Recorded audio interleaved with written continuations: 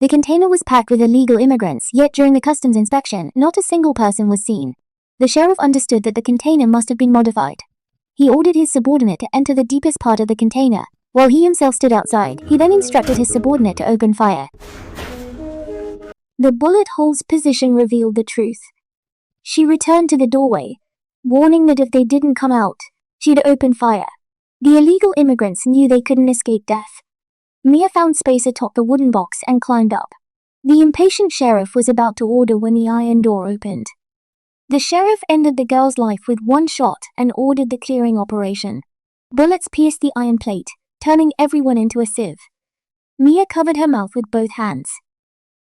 Afraid of making any sound, fearing that even the children who miraculously survived would not escape a gunshot, she only took out her phone, trembling after the sheriff left with his men. She sent a voice message to her husband, urging him to quickly find a place to hide, otherwise he would be shot. Initially, she and her husband were actually in the same container, but unexpectedly the snake had opened the container door midway and more illegal immigrants rushed in. After a period of chaos, Nick was arranged by the snakehead to another container. Thus they were completely separated. At this moment, only Mia remained inside the container, and this nightmare journey of escaping death began. She had no way of knowing whether her husband was alive or dead, and could only entrust everything to fate, but fate seemed... That night, they encountered a fierce storm and the ship was tossed about on the turbulent sea. To save the ship, the captain had to order the jettisoning of some containers, and the one Mia was in was among those discarded. The next morning, when she awoke, the sky was already bright and the entire container flipped 180 degrees. She peered through a bullet hole to see the outside world and realized she was surrounded by the vast ocean. She tried to contact her husband, but the phone screen was shattered. She took out a spare phone but couldn't remember the password. Worse still, there was no sign of life from the baby in her womb.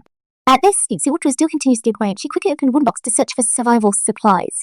One box was filled with food storage containers, another contained sports jackets, and there was even a box with a liquid crystal TV. But there was no food or water. She used tape to seal the leaking holes. At this moment, a heart-wrenching cry came from outside. She looked out and discovered it was the container number 107, where her husband was, and it was rapidly sinking, soon disappearing below the sea surface. In despair, she took out a knife, ready to die with her husband. Just then, her belly suddenly moved. It was the baby kicking. Mia abandoned the idea of suicide because she didn't want the baby to die. The next dish, she began to seek survival. The first problem to solve was food. She opened the last wooden box, hoping to find something, but the director was not so kind and gave her another box of food storage containers. She blamed the director and the chainsaw, but the sealing strip was somewhat useful. She used it and tape to seal the leaking holes, then found a piece of hose to quickly solve the leaking and drainage problems. She used tape to write down the date and the highest water level each day. In her carry-on luggage, there was a piece of bread, 2 bottles of water, and some basic requirements. At this moment, the phone suddenly rang. Thank God it was her husband. It turned out Nick had not perished. When he heard Mia's voice message, he found an opportunity to escape the container and was still hiding in the city. After learning about Mia's situation, Nick said he would try to save her and told Mia to make every effort to survive. It's easy to say, but accidents kept happening at this time. Mia and Mia to seek fear and really break it, and at night she encountered another storm. At this moment, Nick called again, and Mia accidentally dropped her phone into the water. The scene quickly shifted and time jumped to the 3rd day. Mia successfully gave birth to the baby. This process was very sensitive and certain, so it is not appropriate to shoot it. The arrival of the baby brought her new hope, but new problems followed. She needed to eat to produce milk for the baby to survive. Trapped in the box, she was at a loss. She thought of the handheld drill and began to break the box. Another day passed, and there was only one slice of bread left. The only can is nearly finished, but for the baby, she cannot give up. Finally, this is unexpectedly, it seems the preservationists aren't entirely useless. With water, life can be sustained. However, it's still not enough to produce milk. She gazed her shrink and continued breaking the box. The same and her heat. What mothers are strong was vividly shown in Mia at this moment. He successfully opened a hole in the box, and a beam of sunlight shone on his face. To him, this sunlight was hope, the motivation for him and the baby to survive.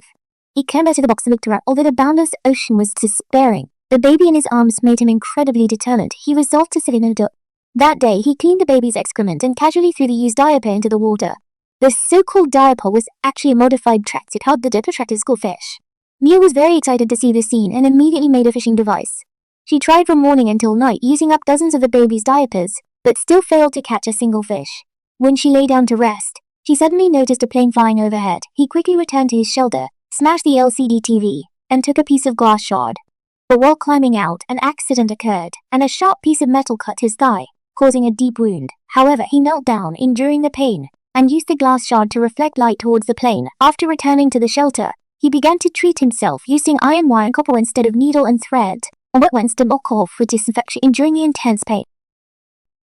Stitching the wound with needle and thread, by nightfall she changed her strategy, weaving the earphone wire into a net and placing the nappy in the center of the net, eventually catching a fish. There was no time to cook it, so she ate it raw. The survival experience over the past few days had allowed her to accumulate experience, and now food and water were no longer a problem. As long as the baby could survive healthily, any difficulty could be overcome for the Nick told the fan once again. But the news from the call was not good. He had painstakingly found a container but was eventually discovered and was unfortunately shot during the escape. At this moment she was already in a state of despair. She made this call to bid farewell to Mia. Witnessing this scene, I couldn't help but complain. Since she knew her time was short, why did she still inform Mia? Perhaps not making this call would have been better. At least allowing Mia to hold on to a glimmer of hope, a bit of fantasy and despair that might bring a turning point. Eventually, Nick hung up the phone and from then on, she and Mia were separated by life and death. 20 days had passed since this incident and the inside of the container had been filled with seawater. Mia could only barely support herself on the top box. She pieced together a simple lifeboat using a fresh keeping box wooden clip, twisted the earphone wire into a rope, tied one end to the lifebuoy, and the other end. At this moment, a seagull suddenly flew by, and Mia was excited to see it, as it indicated land must be nearby. The next day, the container sank to the seabed, and Mia clung to the lifebuoy with difficulty. She collected many fish bones to attract more seagulls. She drifted for an unknown time until a pair of women at sea found her. They began a rescue and only realized after pulling up the lifeboat that there was a baby inside. The women then discovered the rope and continued to pull. Witnessing this, I am unsure if Mia survived, but as a narrator, I must reveal that Mia was successfully rescued. Although this may seem illogical, doesn't such a brave mother deserve a happy ending?